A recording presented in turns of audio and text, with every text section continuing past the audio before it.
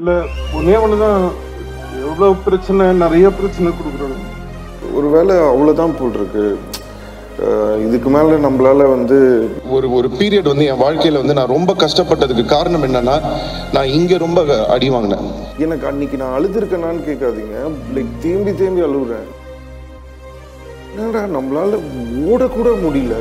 And அதை படத்தில் வேற பார்த்துட்டு எல்லாரும் சொன்னாங்க, என்னங்க அவரால் நடக்க ஓடக்கூட முடியல. இந்த பிரச்சனையில நான் பார்த்துக்கிறேன், என்னை மட்டும் நீங்க பார்த்துக்கோ. திரும்ப வர 3 வருஷம் படம் வரல, இனிமே சிலபஸ் கிடையாது. நீ காலிடா, நீ மூடிச்சுதான் தமிழ.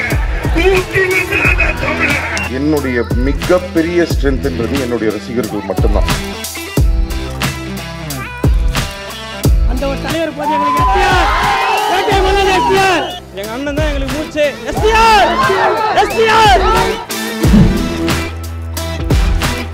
எல்லாரும் சொல்லுவாங்க, நீ உயிரை விட்டனா உன்னுடைய தலைவன் வந்து உனக்கு போஸ்ட் ஒட்டுவானாடான்னு கேட்டானுங்க. ஒட்டாண்டா ஒரு தலைவன். I love you Simbu. STR எப்பயுமே இருப்பாரு, இப்பயும் இருக்காரு, எப்பயுமே இருப்பாரு. டேய், உன் மனசுல நான் இருக்குன்னு எனக்கு தெரியும்டா. அதை விட பெரிய ஆள் இந்த உலகத்துல எனக்கு எவன்டா?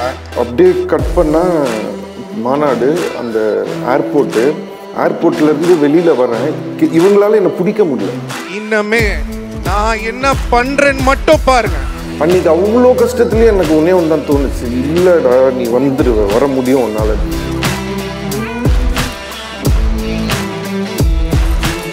இந்த F1 கார் ரேஸ் யாராவது பார்த்துருக்கீங்களா?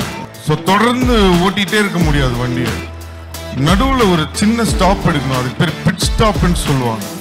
ஏன்னா அங்கே நிறுத்தினாதான் திருப்பி ஃபியூயலை ஏற்றணும், தேஞ்சு போன டயரை மாற்றணும், திருப்பி நம்மளை ரெடி பண்ணணும். அதுக்கப்புறம் வண்டி உள்ள வந்ததுன்னு வச்சுக்கோங்க. ஓவர் கான்ஃபிடன்ஸ் இல்ல, ஓவர் கான்ஃபிடன்ஸ் வேணும்டா. எதுவுமே வேணான்னு போறதும் தப்பு, எல்லாமே வேணும்னு அலையிறதும் தப்பு. இது ரெண்டுமே இல்லைன்னு புரிஞ்சாதான். நம்ம எப்பவுமே நம்மளை விட மேலே இருக்கிறவங்கள பார்த்து நம்மளை ஹர்ட் பண்ணிக்கிறோம். பட் நம்மளுக்கு கொடுத்த இடத்த என்றைக்குமே நம்ம பார்த்து அதை அப்ரிஷியேட் பண்ணுறது இல்லை.